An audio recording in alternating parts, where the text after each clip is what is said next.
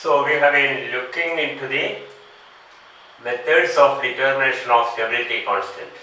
So I have said in the last class that you have only two methods to study. One is the pH metric method that we have seen in the last class. pH metric method. Other one is the spectrophotometric method. So I think you are somewhat familiar with the spectrophotometry.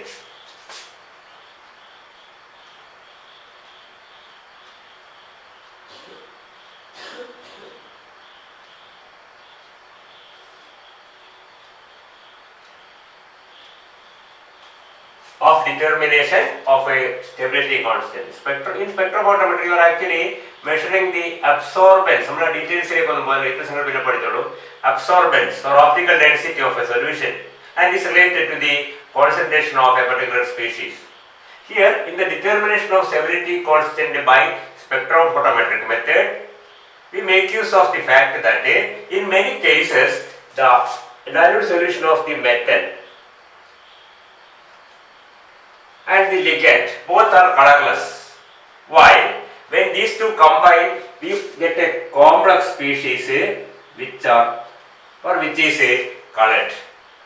So color illata oru metal ion, color illata oru ligand കൂടി combine ചെയ്തിട്ട് ഒരു colour ഉള്ള ഒരു complex, അത് ഒരുപാട് case colour ഇല്ലാത്ത metal ion എന്ന് പറഞ്ഞാൽ നമുക്ക് ഒരു കാര്യം മനസ്സിലാക്കേണ്ടത്, മെറ്റൽ അയോൺ അക്വസ് മെഡിസിൻ മിക്കവാറും നമ്മൾ ഉദ്ദേശിക്കുന്ന മെറ്റൽസ് ആണ് ട്രാൻസിഷൻ മെറ്റൽസ് ആണ്. Iron, cobalt, nickel, copper, zinc, manganese പോലെയുള്ള മെറ്റൽസ്. ഇതിനൊക്കെ ചെറിയ കളർ ഉണ്ട്, വളരെ ചെറിയ കളർ. ആ ഡൈലൂട്ട് സൊല്യൂഷൻ ഓൾമോസ്റ്റ് കളർലെസ് ആണ്. ഉണ്ടെങ്കിൽ തന്നെ ഇതിന്റെ for example take case of ferric salt Fe3+. Fe3+ in aqueous medium is having a very light yellow color, and thiocyanate is colorless. But when we combine these two, we can see that a red colored complex is formed, and the binary complex can be represented as a FeSCN 3+ ഉണ്ടാവില്ല, 2+ ഉണ്ടാവും. കാരണം 3+ negative ചേർന്ന് അത് 2+ ആവും. Or more correctly you can write actually FeH2O 6 times 3+ plus SCN minus giving FeH2O 5 times. One of the water molecule is substituted by thiocyanate, and we get this complex. We can see that this complex is red in color and absorbs strongly at 450 nanometer. 450 nanometer വളരെ strong ആയിട്ട് absorb ചെയ്യുന്ന species ആണ് ഇത്. അതേ wave ലെങ്ത്തിൽ ഇതും absorb ചെയ്യുന്നില്ല. പറയുന്നത് മനസ്സിലാകുന്നില്ല? അപ്പോഴേ മെറ്റൽ അയോൺ കളർലെസ് ആണ്, ലിഗാൻഡ് കളർലെസ് ആണ്, കോംപ്ലക്സ് കളർഡ്. ഇനിയിപ്പോൾ മെറ്റൽ അയോണോ ലിഗാൻഡോ കളർഡ് ആണെങ്കിൽ തന്നെ that will absorb at a different wavelength than that of the complex. So you can say the complex formed absorbs at a different wavelength compared to the metal, and ചിലപ്പോൾ absorb ചെയ്യുകയില്ല, ചെയ്താൽ തന്നെ വേറെ ഒരു wave ലെങ്ത്തിലായിരിക്കും. അതുകൊണ്ട് തന്നെ ഈ wave ലെങ്ത്തിൽ, ഈ പ്രത്യേക വേവ് ലെങ്ത്തിൽ മെഷർ ചെയ്ത് കഴിഞ്ഞാൽ we can directly get the concentration of this species. അതാണ് നമ്മുടെ ഈ പറഞ്ഞ spectrophotometric method of determination of stability constant principle. That is, the metal ion react with a ligand forming a binary complex Ml. നമുക്ക് കഴിഞ്ഞ ദിവസം പറഞ്ഞ പോലെ നമ്മൾ 1:1 കോംപ്ലക്സിനെ പറ്റി മാത്രമേ പറയുന്നുള്ളൂ. മനസ്സിലായില്ലേ? ഈ ML കോംപ്ലക്സ് ഫോം ചെയ്യും. ML കോംപ്ലക്സിന് പ്രത്യേക കളർ ഉണ്ട്. That means it absorbs strongly at a particular wavelength, and the absorbance at that wavelength will give the concentration, because you know in the spectrophotometric method നിങ്ങൾ നേരത്തെ പഠിച്ചിട്ടുണ്ട്, absorbance is equal to epsilon into C into L. ഇങ്ങനെ relationship ഉണ്ട് അവിടെ spectrophotometry, where A is the absorbance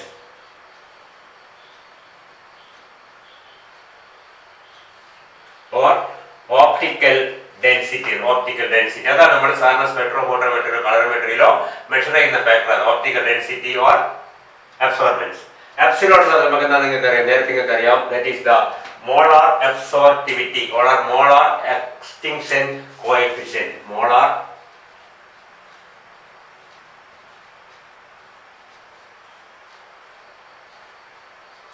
absorptivity, that is a constant for a particular പ്രത്യേക molar absorb, അതായത് 1 മോളെ പ്രത്യേക കണ്ടീഷനിൽ അബ്സോർബ് ചെയ്യുന്നത് മോളാർ അബ്സോർബ്. അതൊക്കെ നേരത്തെ പഠിച്ചിട്ടുണ്ടോ, അതിന് വേണ്ടി പഠിക്കുകയില്ല, വിശദീകരിക്കേണ്ട ആവശ്യമില്ല. Molar absorbability is characteristic of a particular coloured compound. ഓരോ കളേർഡ് കോമ്പൗണ്ട് ഓരോ മോളാർ അബ്സോർബിലിറ്റി കൂടുന്നത് കളറിന്റെ ഇന്റൻസിറ്റി കൂടുതൽ നടക്കും, കുറവെന്ന് പറഞ്ഞാൽ അതിന്റെ കളർ ഇന്റൻസിറ്റി കുറവാന്ന് നടക്കും. നല്ല ഇന്റൻസ് കളറാണെങ്കിൽ മോളാർ എക്സ്റ്റിങ്ഷൻ അങ്ങനെ ഒരു വാക്കുണ്ട്, മോളാർ എക്സ്റ്റിങ്ഷൻ കോഎഫിഷ്യന്റ് എന്നും പറയും. മോളാർ എക്സ്റ്റിങ്ഷൻ കോഎഫിഷ്യന്റ്, രണ്ട് വാക്കും molar extinction coefficient or molar absorptivity, that is a characteristic value for a particular standard value ആണ്. മനസ്സിലായില്ല? അത് ഫിക്സ്. ഇപ്പം വാട്ടർ ഡെൻസിറ്റി എന്ന് പറഞ്ഞ സ്റ്റാൻഡേർഡ് ക്യാരക്ടറിസ്റ്റിക് ആണ്, മനസ്സിലായി? അതേപോലെ മനസ്സിലായില്ലേ? അല്ലെങ്കിൽ അതിന്റെ ഒരുപാട് ഫാക്ടേഴ്സ്, അതുപോലത്തെ ഒരു ക്യാരക്ടറിസ്റ്റിക് ഫിനോമിനനാണ് മോളാർ എക്സ്റ്റിങ്ഷൻ കോഎഫിഷ്യന്റ് എന്ന് പറയുന്നത്. മനസ്സിലായി? That is A intrinsic property. Okay. C is the molar concentration expressed in moles per liter, and L is the optical path length. ഒരു സൊല്യൂഷനിൽ സാധാരണ കളറിമെട്രിയിൽ നമ്മൾ ഒരു സൊല്യൂഷനിൽ കൂടി ലൈറ്റ് പാസ് ചെയ്തിട്ട് ഇത് സൊല്യൂഷൻ ആണ്, ഇതിൽ ലൈറ്റ് പാസ് ചെയ്ത് പുറത്ത് വരുമ്പോൾ അതിന്റെ ഇന്റൻസിറ്റി ഇതൊക്കെ നേരത്തെ പഠിച്ചിട്ടുണ്ട്. I0 is intensity, IT is the intensity that is transmitted, ബാക്കി അബ്സോർബ് ചെയ്ത് പോയി. ഇത് രണ്ടിൽ നിന്നാണ് അതിന്റെ ആ പാത്തിൽ എത്ര ദൂരം ഈ സൊല്യൂഷനിൽ കൂടി ലൈറ്റ് പാസ് ചെയ്യുന്നുണ്ട്, അതാണ് L എന്ന് പറയുന്നത്. ഇതൊക്കെ നമ്മൾ നേരത്തെ പഠിച്ചിട്ടുണ്ട്, ഇനിയും പഠിക്കും ഒരുപാട് സ്ഥലത്ത്, തൽക്കാലത്തിന് മനസ്സിലാവും. അപ്പോഴേ നമ്മളൊരു കോൺസ്റ്റന്റ് സൊല്യൂഷന്റെ കളർ സൊല്യൂഷന്റെ അബ്സോർബൻസ് മെഷർ ചെയ്ത് കഴിഞ്ഞാൽ, if you get the absorbents you can directly get the concentration, because this is A standard value. ഒരു ഇൻസ്ട്രുമെന്റിന് ആ പാത്തിലെടുത്ത് സ്റ്റാൻഡേർഡ് ആയിരിക്കും. ഒരു പ്രത്യേക ടെസ്റ്റ് ട്യൂബിൽ സൊല്യൂഷൻ എടുത്തിട്ട് അതിൽ വെക്കുക, പാത്തിൽ മിക്കവാറും 1 സെന്റിമീറ്റർ ഒക്കെ ആയിരിക്കും അതിന്റെ പാത്തിലെടുത്ത്. ഒരു ക്യൂവേറ്റ് എന്ന് പറയും. ഒരു കളറിമെട്രി ചെയ്ത് നിങ്ങൾ പഠിച്ചിട്ടുണ്ടല്ലോ, മനസ്സിലായില്ല? അപ്പോഴേ ഇത് ഫിക്സഡ് ആണ്, ഇത് ഫിക്സഡ് ആണ്. അപ്പൊ ഇത് absorbance is directly related to concentration. Concentration കൂടുമ്പോൾ അബ്സോർബൻസ് കൂടും. And once you measure the absorbance using a particular spectrophotometer, you can directly calculate the concentration. അത് തന്നെയാണ് നമ്മുടെ ഇവിടുത്തെ പ്രിൻസിപ്പിൾ. ഇപ്പൊ രണ്ട് കാര്യം, ഇത് സ്പെക്ട്രോഫോട്ടോമെട്രി പ്രിൻസിപ്പിള്, ഇത് കോംപ്ലക്സ് ഫോർമേഷൻ എന്താ സംഭവിച്ചിരിക്കുന്നത്? A species which does not absorb at a particular wavelength combined with a ligand which also does not absorb at that particular wavelength form a complex which absorb strongly at that particular wavelength. So we can see that at 450 nanometer this complex absorbs strongly, whereas these two species have almost nil absorbance. So that if you mix these two together, we can see that it forms an equilibrium like this FeSCl, Fe plus SCl giving. And you are going to find out Kf, that is the formation constant. So you take the mixture containing the metal ion and thiocyanate, the concentration of which are already known. നമ്മൾ എടുക്കുന്നതാണ്, ഇതിന്റെ concentration നമുക്ക് അറിയില്ല. ഇതെവിടെ നിന്ന് കിട്ടും നമുക്ക്? That we will get from the yes, by measuring the absorbance at 459. Once you measure the absorbance, you can get the concentration from the relation C is equal to A by epsilon into L. Okay, പറയുന്നത് മനസ്സിലാട്ടോ? അപ്പൊ നമ്മളൊരു fixed, കഴിഞ്ഞ ക്ലാസ്സിൽ നമ്മൾ pH metric പറഞ്ഞാട്ടെ, you know the concentration of the metal ion that you are taking, you know the concentration of the ligand, but when we mix these two together, we don't know the concentration of the metal that has reacted and the metal that is remaining, the ligand that has reacted, the ligand that is remaining, and the complex that has formed. But in this equilibrium, you can determine the concentration of the complex that have formed by measuring the absorbance and making this relation. You directly get the concentration of the complex that have formed. Once you get the equation F plus L giving ml, and by measuring the absorbance you get the concentration of ml. But you don't know the concentration of ml, but you know the original concentration of ml. That is the original concentration of m that you have taken is Cm, and original concentration of ligand that you have taken is Cl. We can say that the concentration of the metal that is remaining will be equal to the total concentration minus concentration of metal in the form of complex, because in that equilibrium mixture you have the metal ion in two forms. One is the free metal ion and other is the complex. you know this concentration, you know the total concentration. That means you can calculate this very simply by the metal ion that is remaining uncompressed is equal to the total metal ion concentration minus the concentration of the metal complex formed. Okay. Similarly, the concentration of the ligand also is equal to the total concentration of ligand that you have taken minus the concentration of the complex that is formed, because a part of ligand, again ligand also is present as free ligand or the complex species. അപ്പോൾ ലിഗാൻഡും metal രണ്ട് രൂപത്തിലായിട്ടുണ്ട്. അത് equilibrium measure ഇതാണ്. Metal ഇവിടെയുണ്ട്, ഇവിടെയുണ്ട്, ligand ഇവിടെയുണ്ട്, ഇവിടെയുണ്ട്. ഇവിടെ metal ligand combined ആണ്. ഈ ഇക്വിലിബ്രിയം മെഷറിൽ നമ്മൾ ഇതും അബ്സോർബ് ചെയ്യില്ല, ഇത് മാത്രമാണ് അബ്സോർബ് ചെയ്യുന്നത് 450 നാനോമീറ്ററിൽ. അപ്പോൾ നമ്മൾ അതിന്റെ അബ്സോർബൻസ് മെഷർ ചെയ്ത് കഴിഞ്ഞിട്ട് അതിൽ നിന്ന് കോൺസെൻട്രേഷൻ കാൽക്കുലേറ്റ് ചെയ്ത് കഴിഞ്ഞാൽ you can calculate M and L. അപ്പോൾ നമുക്ക് ഇത് കിട്ടി, കാൽക്കുലേഷൻ ഇത് ഡിറ്റർമിനേഷൻ ഡയറക്റ്റ് കിട്ടി, കോൺസെൻട്രേഷൻ ഓഫ് എം എൽ ഇതിൽ നിന്ന് കിട്ടി, അബ്സോർബൻസ് മെഷർ ചെയ്ത് കോൺസെൻട്രേഷൻ കണ്ടുപിടിച്ച് ഇതിൽ നിന്ന് കിട്ടി. ബാക്കിയാണ് നമുക്ക് ഇത് കാൽക്കുലേറ്റ് ചെയ്യാം. So that you have the value of M L, you have the value of m and you have the value of l, so that you can calculate kf by saying that molar concentration of ml divided by molar concentration of m into molar concentration of l. That is the principle of a spectrophotometric method for the determination of a binary formation constant of a complex like say ml. Got the point? അപ്പോൾ ശ്രദ്ധിക്കുക, ഇത് വളരെ സിമ്പിളാണ്. നേരത്തെ നമ്മളെ P H മെട്രിനൊക്കെ അതിനകത്ത് calculation ഒക്കെ ഒന്നുമില്ല. നമ്മളാകെ ഒരു non concentration of metal, non concentration of ligand കൂടി മിക്സ് ചെയ്യുന്നു.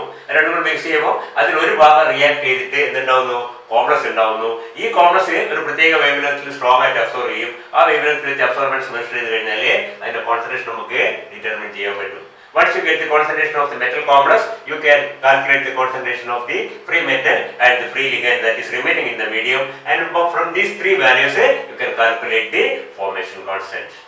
Okay, very simple method. അപ്പോൾ ഈ രണ്ട് മെത്തേഡ് നമ്മുടെ സിലബസ് പറഞ്ഞത് ഇത് രണ്ടും ഓർത്ത് വെക്കുക.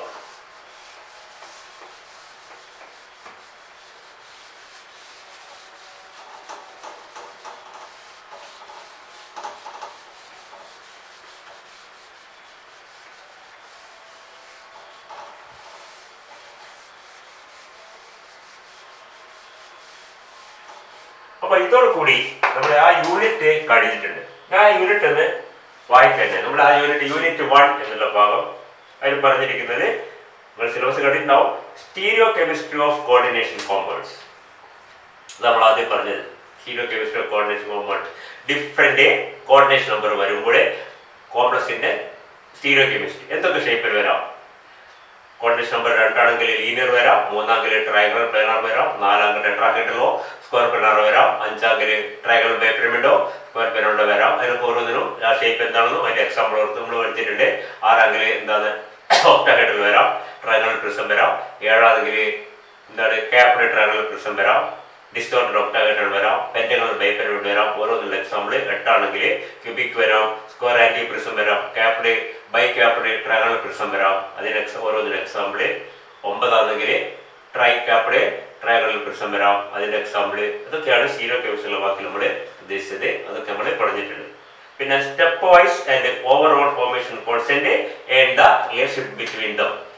അത് നമ്മൾ കൃത്യമായി സ്റ്റെപ്പ് വൈസ് ഫോർമേഷൻ കോൺസ്റ്റന്റ് എന്താണ്, ഓവറോൾ ഫോർമേഷൻ കോൺസ്റ്റന്റ് എന്താണ്, അതിനോട് നമ്മളുടെ ബന്ധം എന്താണ്, ഒന്ന് മറ്റേ പ്രോഡക്റ്റ് ആണെന്നൊക്കെ നമ്മൾ കൃത്യമായിട്ട് പറഞ്ഞിട്ടുണ്ട്. പിന്നെ പറയുന്നത് trends in step wise formation constant.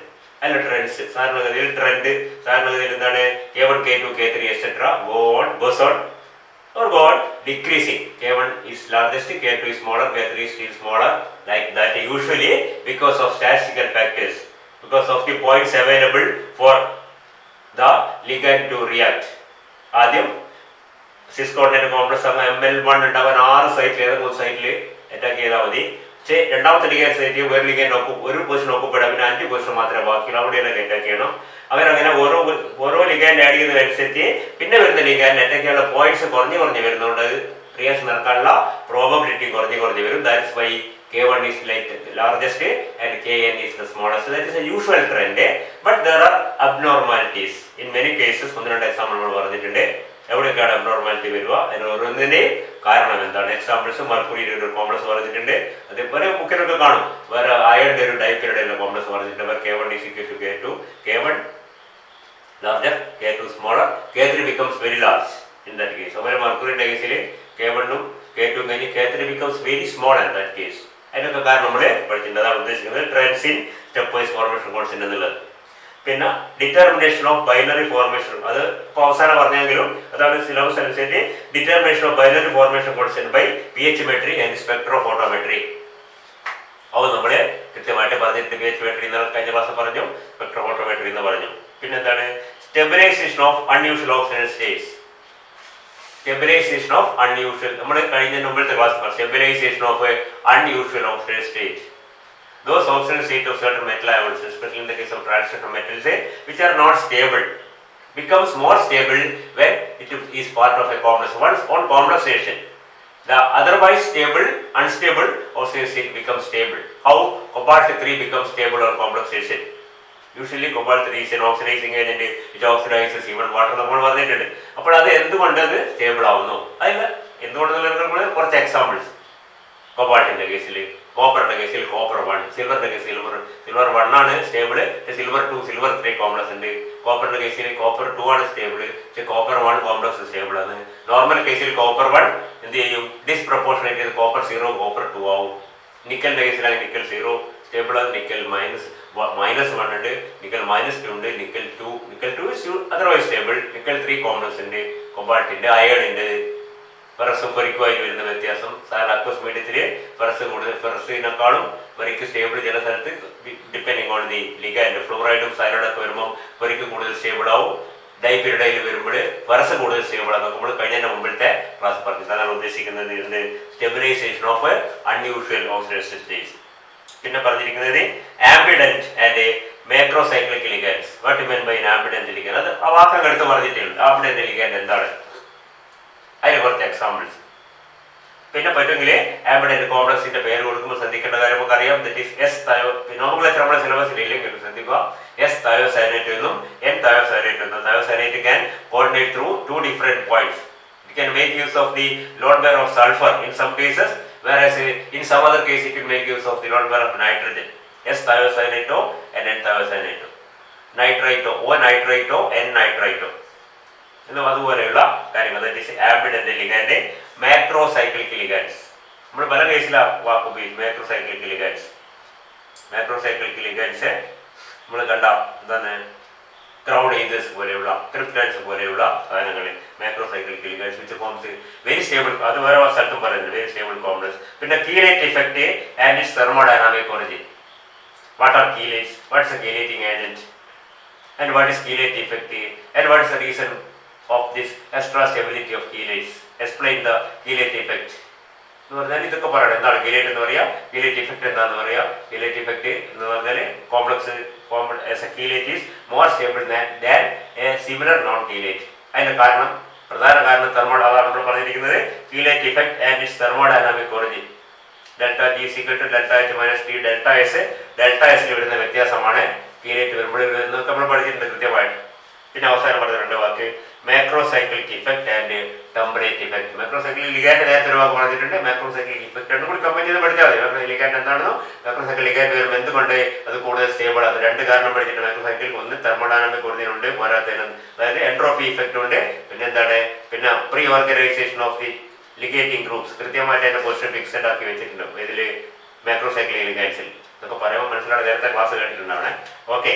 And template effect നമ്മൾ കഴിഞ്ഞ മുമ്പത്തെ ക്ലാസ് പറഞ്ഞിട്ടുണ്ട്. Again, pre-organization of the reacting groups. Once it is coordinated to a metal, the ligand molecule can react in a particular way. It is not possible if it is a free ligand. Free ligand react ചെയ്യാൻ പറ്റാത്ത വിധത്തിൽ complex ligand react ചെയ്യുന്നതാണ് temperate effect. അതിന്റെ examples ഒക്കെ നമ്മൾ കണ്ടിട്ടുണ്ട്. ഇത്തരം കാര്യങ്ങളാണ് ഈ സിലബസ് പറഞ്ഞിരിക്കുന്നത്. നമ്മുടെ സിലബസിലെ യൂണിറ്റ് 1 എന്നുള്ള ഭാഗത്ത് പറഞ്ഞിരിക്കുന്നത്. ഓക്കെ, അപ്പൊ അത്രയും ഭാഗങ്ങൾ കഴിഞ്ഞു. യൂണിറ്റ് 1 കഴിഞ്ഞു. നമ്മുടെ നെക്സ്റ്റ് ക്ലാസ്സിലെ യൂണിറ്റ് 2 ഇപ്പം കുറച്ച് സമയങ്ങൾ കുഴപ്പമില്ല. യൂണിറ്റ് 2 തുടങ്ങും. Unit 2 is more important than unit 1 because bonding ഒക്കെ അതിൽ വരുന്നത്. Valence bond theory, crystal spelling theory, molecular orbital theory എന്ന് പറയുന്ന തിയറീസ് ഒക്കെ വരുന്നുണ്ട്. കുറച്ചുകൂടി സമയം എടുക്കുന്ന, ഇതിപ്പോൾ 9 മണിക്കൂറിൻ്റെ നമ്മൾ ഏകദേശം ഒരു 9 മണിക്കൂർ താഴെ എടുത്തിട്ടുണ്ട്. 13-14 ഹാഫ് ആൻ അവർ. പക്ഷേ ഹാഫ് ആൻ അവർ ഫുള്ള് കിട്ടുന്നതുകൊണ്ട് 14-7 അവർ നമ്മൾ ക്ലാസ്സിലെടുക്കുമ്പോൾ ഇതിനൊന്നും നമുക്ക് സമയം കിട്ടില്ല. അതുകൊണ്ടായിരിക്കാം ഇതാണ് തീർന്നിട്ടുണ്ട്.